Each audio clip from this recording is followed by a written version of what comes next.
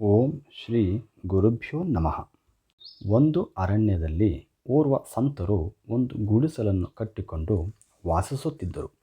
ಓರ್ವ ಬೇಟೆಗಾರನು ಅಲ್ಲಿಂದ ಹೋಗುತ್ತಿದ್ದಾಗಲೆಲ್ಲ ಆಗ ಆ ಸಂತನಿಗೆ ನಮಸ್ಕಾರ ಮಾಡಿ ಹೋಗುತ್ತಿದ್ದನು. ಒಂದು ದಿನ ಆ ಬೇಟೆಗಾರನು ಸಂತರಿಗೆ, ಬಾಬಾ, ನಾನು ಜಿಂಕೆಯ ಬೇಟೆಯಾಡುತ್ತೇನೆ, ನೀವು ಯಾರ ಬೇಟೆಯಾಡಲು ಇಲ್ಲಿ ಕುಳಿತಿರುವಿರಿ ಎಂದು ಕೇಳಿದನು. ಆಗ ಸಂತರು, ಶ್ರೀಕೃಷ್ಣನ ಬೇಟೆ ಎಂದರು. ಅಷ್ಟರಲ್ಲೇ ಅವರ ಕಣ್ಣುಗಳಿಂದ ಕಣ್ಣೀರು ಹರಿಯತೊಡಗಿತು.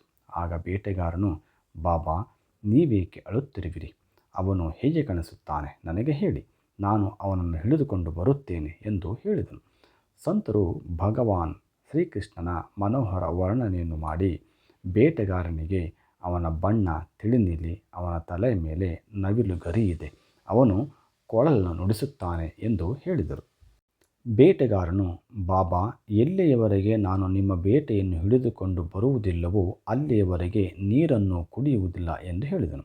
ಅನಂತರ ಅವನು ಒಂದು ಸ್ಥಳದಲ್ಲಿ ಬಲೆಯನ್ನು ಹರಡಿ ಕುಳಿತುಕೊಂಡನು. ದಾರಿಯನ್ನು ಕಾಯುತ್ತಾ ಕಾಯುತ್ತಾ 3 ದಿನಗಳು ಉರುಳಿದವು. ದಯಾಮಯ ಭಗವಂತನಿಗೆ ಬೇಟೆಗಾರನ ಮೇಲೆ ದಯೆ ಬಂದಿತು. ಶ್ರೀಕೃಷ್ಣನು ಕೊಳಲನ್ನು ನುಡಿಸುತ್ತಾ ಬಂದನು ಮತ್ತು ತಾನಾಗಿ ಆ ಬಲೆಯಲ್ಲಿ ಸಿಕ್ಕಿಬಿದ್ದನು. ಶ್ರೀಕೃಷ್ಣನನ್ನು ನೋಡಿದಾಕ್ಷಣ ಬೇಟೆಗಾರನು ಅವನ ಮೋಹಕ ರೂಪದಲ್ಲಿ ಸಿಲುಕಿಕೊಂಡನು. ಒಂದೇ ಸಮನೆ ಶ್ಯಾಮ ಸುಂದರನನ್ನು ನೋಡುತ್ತಾ ನೋಡುತ್ತಾ ಅವನ ಕಣ್ಣುಗಳಿಂದ ಭಾವಾಶ್ರುಗಳು ಹರಿಯತೊಡಗಿದವು.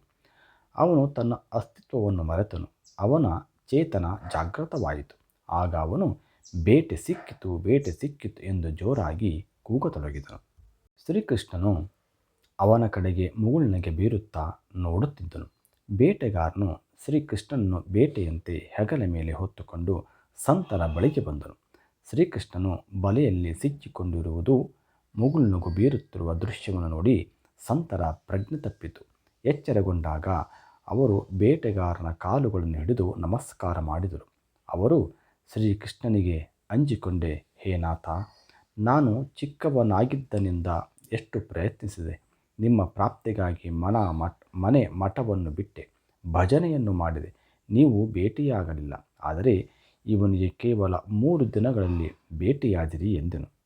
ಆಗ ಭಗವಂತನು, ನಿಮ್ಮ ಮೇಲೆ ಇರುವ ಇವನ ಅಪರಿಮಿತ ಪ್ರೇಮ ಮತ್ತು ನೀಡಿದ ವಚನದ ಮೇಲಿನ ದೃಢ ವಿಶ್ವಾಸವನ್ನು ನೋಡಿ ನನಗೆ ಇವನ ಬಳಿ ಬರದೇ ಇರಲು ಸಾಧ್ಯವಾಗಲಿಲ್ಲ ಎಂದನು. ಭಗವಂತನು ಭಕ್ತರ ಅಂದರೆ ಸಂತರ ಅಧೀನನಾಗಿರುತ್ತಾನೆ. ಬೇಟೆಗಾರರಿಗೆ ಭಗವಂತನೆಂದರೆ ಯಾರು ಎಂಬುದು ಗೊತ್ತಿರಲಿಲ್ಲ. ಆದರೆ ಅವನು ಸಂತರಿಗೆ ಪ್ರತಿದಿನ ನಮಸ್ಕಾರ ಮಾಡುತ್ತಿದ್ದನು. ಸಂತರಿಗೆ ನಮಸ್ಕಾರ ಮಾಡುವುದು ಮತ್ತು ಸಂತ ದರ್ಶನದ ಫಲದಿಂದ ಅವನಿಗೆ 3 ದಿನಗಳಲ್ಲಿ ಭಗವಂತನ ದರ್ಶನವಾಯಿತು. ಸರ್ವೇ ಜನ ಸುಖಿನೋ ಭವಂತು.